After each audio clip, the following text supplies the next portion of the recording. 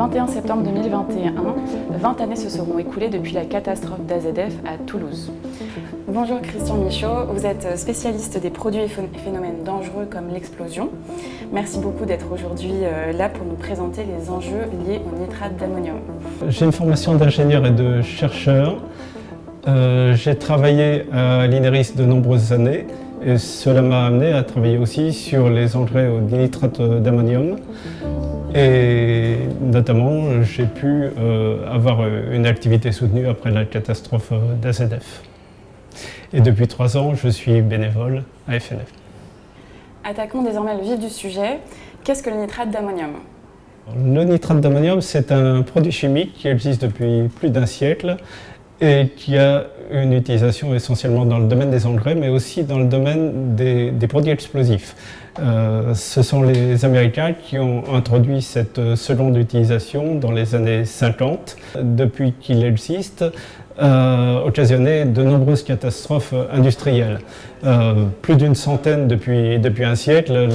La principale, il y a 1 siècle d'ailleurs, en 1921, était en Allemagne où il y a eu plus de 500 morts dans une explosion. Ceci nous ramène à AZF, il y a une vingtaine d'années où il y a eu de nombreuses victimes, et encore plus récemment à Beyrouth, il y a 1 an où il y a eu de très nombreuses victimes dans l'explosion qui est intervenue dans le port.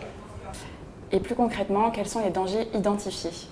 Les dangers identifiés sont essentiellement l'explosion, on vient d'en parler, pour les engrais simples au nitrate d'ammonium, mais il existe une autre catégorie d'engrais qu'on appelle complexes, où il y a d'autres éléments fertilisants comme l'azote, à côté de l'azote, comme le phosphore et le potassium, et ces engrais-là ne peuvent pas exploser. Par contre, ils peuvent donner lieu à des incendies très développés, comme celui qui est intervenu en 1987 dans le port de Nantes, où il a fallu évacué à la suite d'un incendie près de 40 000 personnes. Par ailleurs, il y a eu aussi d'autres incendies dans le transport maritime. Et là, c'est un gros problème parce qu'il est très difficile d'arrêter de tels incendies qui interviennent dans les soutes en général. Aujourd'hui, quel est l'état des connaissances sur le nitrate d'ammonium ? On connaît bien le phénomène d'incendie des engrais complexes, on connaît un peu moins bien le phénomène d'explosion des engrais de type ammonitrate. Alors, on sait que lorsqu'il y a un fort confinement des masses importantes, ce danger est renforcé. Mais on sait aussi, par exemple, que dans un incendie, le produit peut fondre et que le produit fondu est plus sensible et peut être à l'origine de l'explosion. Quoi qu'il en soit, on connaît assez mal les différents mécanismes. Ainsi, concernant la catastrophe d'AZF, le mélange avec un contaminant est une éventualité qui a été retenue lors des enquêtes, mais qui est mise en cause par un certain nombre de spécialistes. Il voit bien que lorsqu'il y a une explosion en masse de grande quantité, les conséquences sont absolument désastreuses. Il faut renforcer la prévention et développer la culture du risque auprès des différents utilisateurs. Et notamment dans le monde agricole où il peut y avoir un certain nombre d'incendies conduisant à des explosions de ces engrais.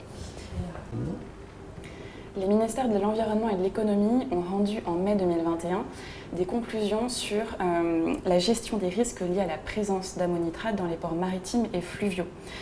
Pouvez-vous nous résumer en quelques mots quels sont les dangers qui ont été identifiés du fait de ces flux dans les ports maritimes et fluviaux et les mesures qui pourraient être mises en place pour combler ces lacunes identifiées?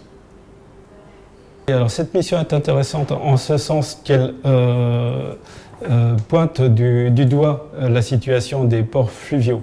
Dans les ports maritimes en France, il y a une réglementation spécifique qui encadre bien les séjours temporaires d'engrais au nitrate d'ammonium de type ammonitrate.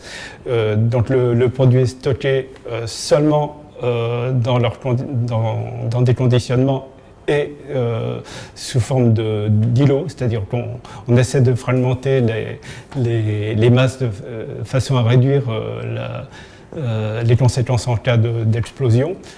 Par contre, dans les ports fluviaux, il n'y a pas une telle réglementation. Elle avait été envisagée il y a une vingtaine d'années après AZF, mais cela n'a pas débouché. Donc le rapport recommande que se développe une réglementation dans les ports fluviaux qui soit un petit peu à l'image de la réglementation dans les ports maritimes, c'est une première chose. Par ailleurs, le rapport recommande que l'on réduise le danger intrinsèque des ammonitrates en abaissant la teneur en nitrate d'ammonium dans ces engrais.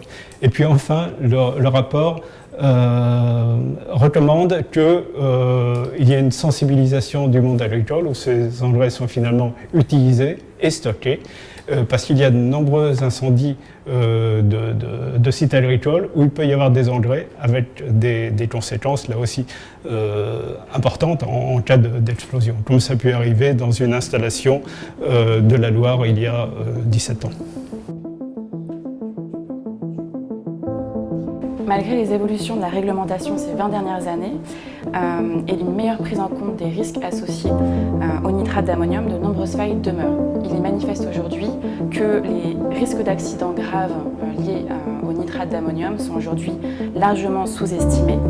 Et c'est la raison pour laquelle le réseau risque et impact industriel de France Nature Environnement a choisi d'informer et d'alerter sur le sujet. Je vous invite, si vous souhaitez avoir plus d'informations à ce sujet, à consulter la note que notre réseau risque et impact industriel de France Nature Environnement a rédigée, intitulée AZF 20 ans après, quelles conclusions sur la gestion du nitrate d'ammonium et ses recommandations.